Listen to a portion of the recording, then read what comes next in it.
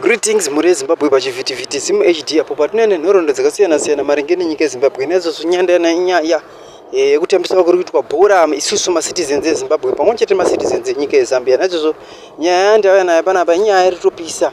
Naizvozvo pana macitizens eZambia ari kuyabva anonyora tsamba kuna Emerson Mnangagwa anova ndiwo chairman weSADC achikumbira kutoti vaitombove kana kuti vaiva chairman wenhingirikini with the troika vakaenda chirema vachitorepoterwa kunzi kuno kuma-activist wo nema-opposition leaders vaoneswa nhamo yekuswa mujeri semuitiro uri kuitawo Emerson Mnangagwa. Naizvozvo zvinhu zvinotibata-bata isu semacitizens nekuti same situation yavari kusangana nayo ndio same situation yatiri kusanganawo nayo.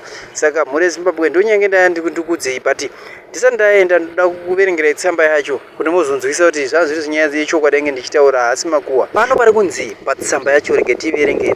I am writing to you as a concerned citizen to bring to your attention the alarming situation unfolding in Zambia under the leadership of President Hakainde Hichilema, particularly the unfair treatment of opposition leaders through the use of law enforcement agencies, the concerned citizens stated in the letter.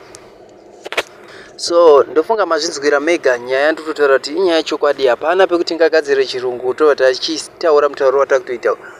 Mune Zimbabwe tinokuti ndai nekuona kwamunoita mavhidhios iri zuva nezuva pachivhitivhiti chenyu Zimu HD nekuti simbisa kwamunoita. Thank you.